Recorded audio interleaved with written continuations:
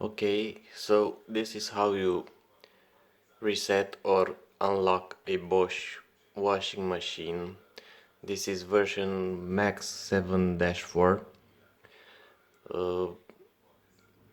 When running a program, if you accidentally touch all the buttons or a few one, the child lock activates. And I looked over the internet in forums, manuals, but nowhere says how to actually reset this machine.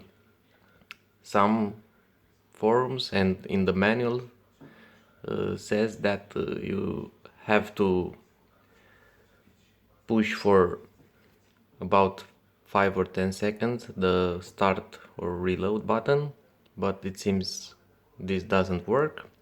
So now I'll show you what you actually have to do. Okay, now I'm gonna start the machine. The program was started before, and as you can see, this key appears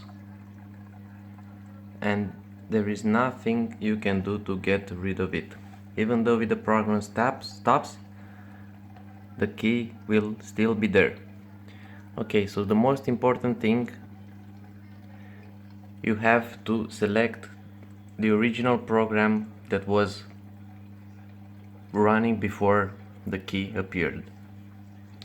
So I'll show now, pushing for 5 or 10 seconds, and the key does not disappear.